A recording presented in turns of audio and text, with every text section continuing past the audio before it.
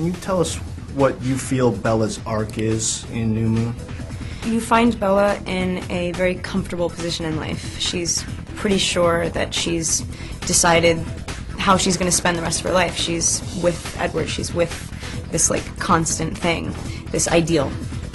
In New Moon, that is ripped from her, and so she has to contend with not only the fact that she's just been dead wrong about something that she was so sure of, which is the hardest thing about a breakup, in my opinion, and she subsequently wakes up again. It's this seemingly like ideological codependent relationship that just rocked her and like killed her. Basically, there's like this period in the movie that's months long where she's basically a dead person. She finds herself again, only to, as soon as she comes out of it, Edward comes back and she's willing to go right back to him, which you'd think like sometimes maybe you'd say like, wow, well she's weak, she just goes right.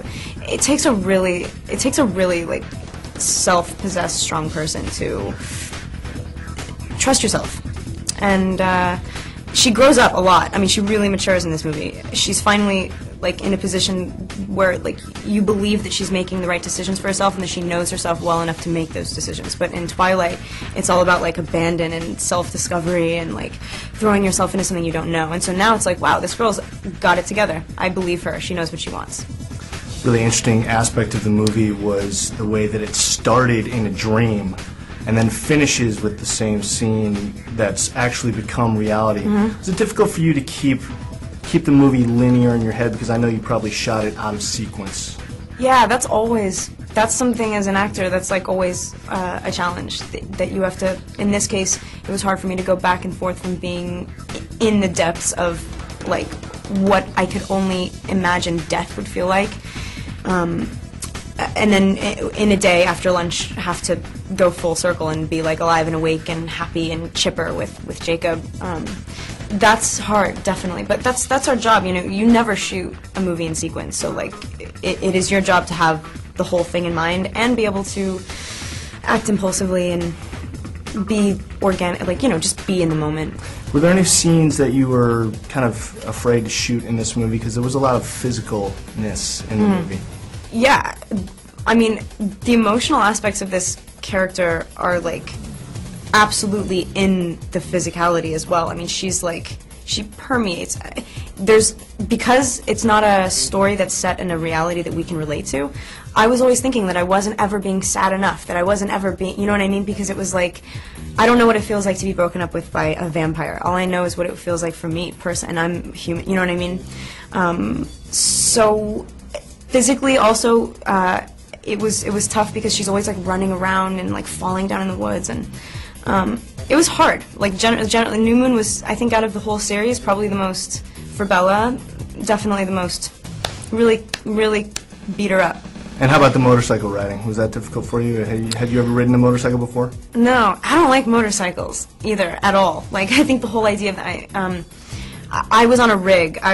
You can talk to Taylor about being cool and riding motorcycles because he did it and I didn't. I was on like this thing that sort of like floated me around. I looked so you actually didn't have to it. ride the motorcycle itself? No, I was just sort of like towed. I looked absurd. Now, after having been together making these movies for 2 years, you guys must feel like family. Yeah. It makes it so much easier too. Especially doing movies in between. I mean, the second you walk back to set and you see everybody, it's like you know your place, and you know we have very established dynamics that sort of can't be messed with. I mean, just like the book. I mean, and it's so funny how the book sort of informs them as well. It's like I'm so lucky to have my cast. And in those 2 years that you've been making these movies, your fame has just exploded. How has your life changed in having to deal with the constant attention from the media and the paparazzi?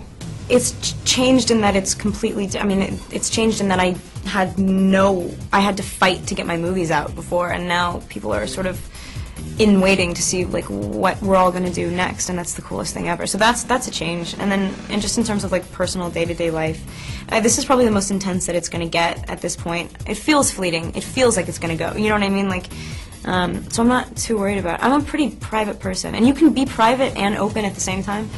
I think I'm going to, yeah, I don't claim to know anything. I'm just trying to it's all good. I'm just like sort of like rolling with it.